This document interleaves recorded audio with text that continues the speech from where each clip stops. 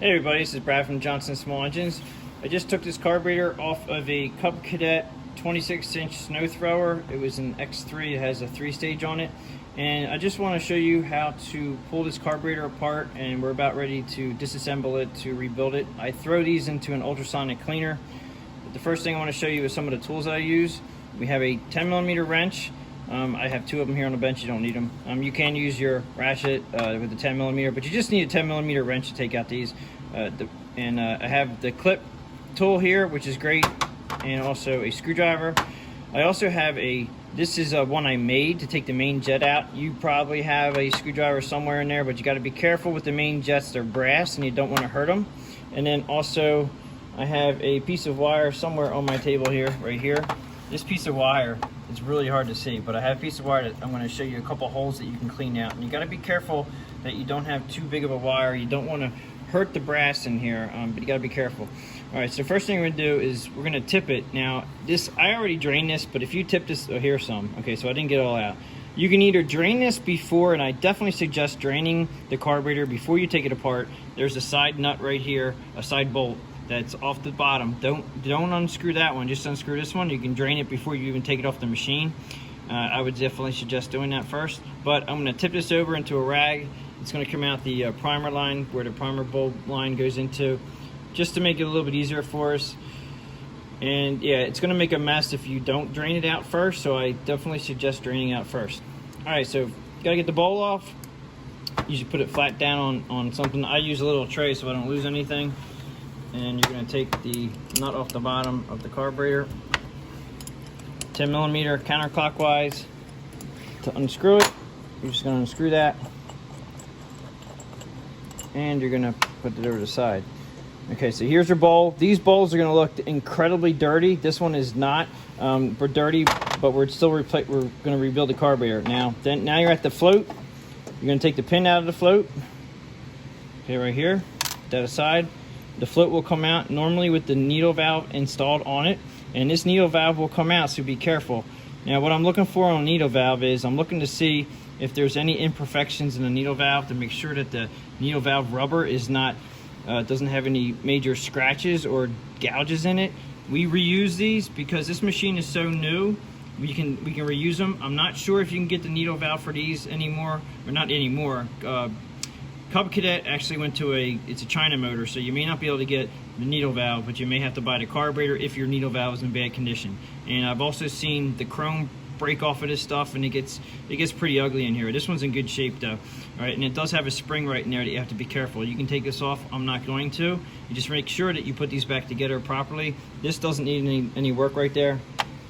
Okay, so inside the carburetor, before we put this, we use the ultrasonic cleaner when we clean these things. There's a rubber gasket on the outside right here. Make sure this rubber gasket is out when you're going to put it in a cleaner, and you can reuse that sometimes. Sometimes you have to get a new gasket. Now, inside the middle of the carburetor is the main jet. All right, so that jet is usually what is clogged, and I made a special screwdriver for that, which is this guy right here. All right, now you can find one that fits. You just want to make sure that you're not going to mess up the brass part. Now once you feel it seat in there, you want to make sure you press firmly in on it to turn it counterclockwise to loosen it, because if you don't push in evenly and you don't have a screwdriver that's a perfect fit, you can actually strip the outside edge of that jet, and if you do, you're not going to get it out, and you're going to be replacing the carburetor. Now the jet only comes out so far. It will not unscrew all the way, okay, because the threads on the bottom here are the bowl nut threads. Okay, here comes our gasket right here for the bowl. So I'm going to take this out and put it to the side.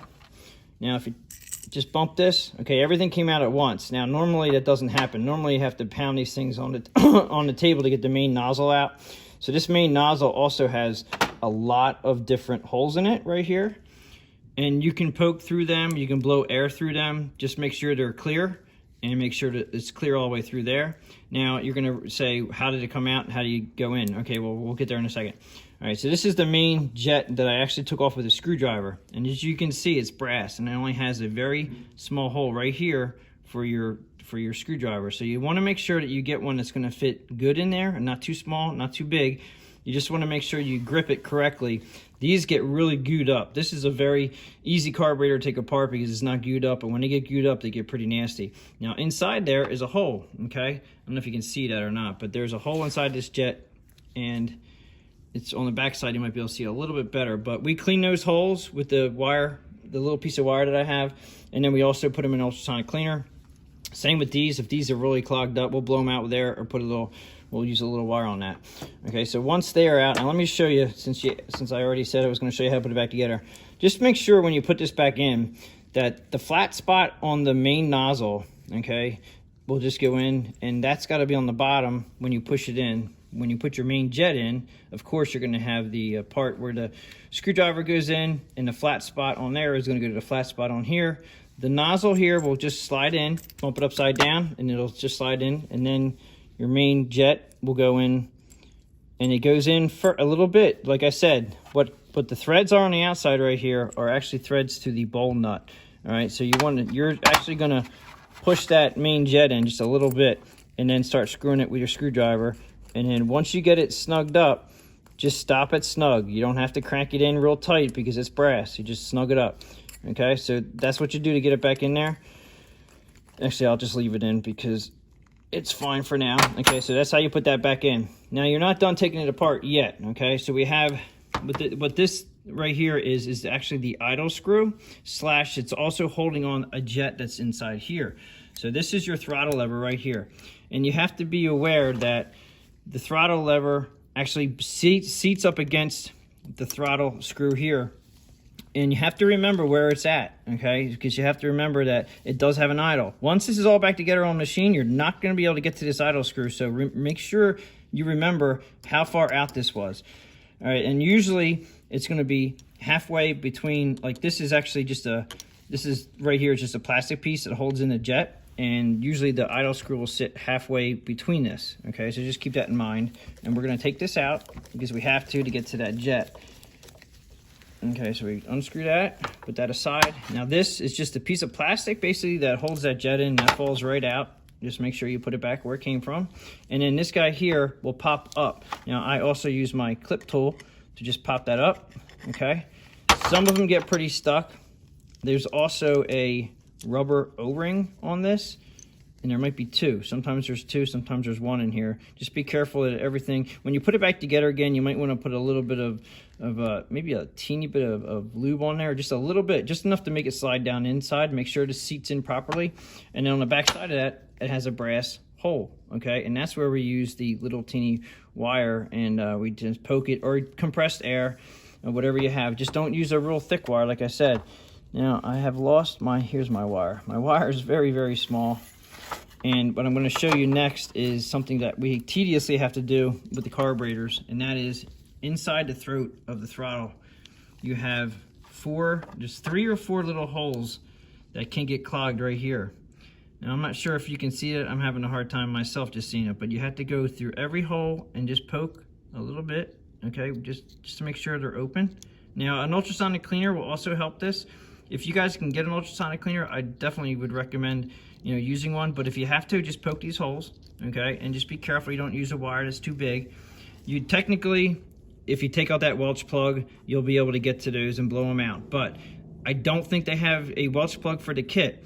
And so you basically, you just do what you got to do with these carburetors to get them to work, and especially if it's a snowblower and you want to use the machine. So once you clean out all this, and you clean out your jets, and then you clean out this other main jet, get it all back together again.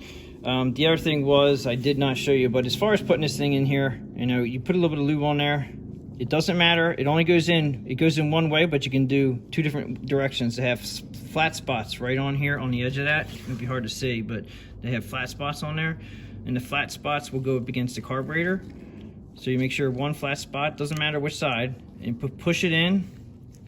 It's got to go all the way down, and you got to make sure that this is down as far as it can get down there. And then you put that plastic piece I was talking about. It has a little bit of a nubby on the bottom of it that goes inside there. All right, and then you're going to put your idle screw in. And this is plastic, so be very gentle and make sure it's screwing in straight. If it doesn't screw in straight, you're in trouble. It will cross thread the plastic, and then it's just not going to work. So I'm going to screw it in halfway, and I'm going to wiggle this plastic piece around a little bit. It's just a holder right there. All right, so it's screwed in halfway. I did forget to tell you that when you put everything back together again, then you want to make sure that your bowl is sitting a certain direction to help you when you can actually drain the nut. This is a drain that you can drain the carburetor bowl without having to take the carburetor bowl off, which is nice. All right, but yeah, so what I do is when you get it all back together again, you're gonna put that bowl on like that, and then the primer line is sitting on the left side of the machine. So you probably want to have this nut on, just make sure it lines up with the primer line right here, the inlet for the primer, and it should be where you can access it, and I'm pretty sure that you can access it no matter what, but leave it on this side so when you put it back together again.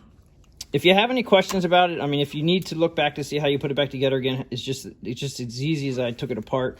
You can look back on the video, but I do appreciate everybody watching my videos. If you have any questions or comments or something I missed, just put it in the comment below, and I'll try to get back to you. Appreciate everybody watching my videos. Please give it a thumbs up if you like the video. Please subscribe, and thanks for watching.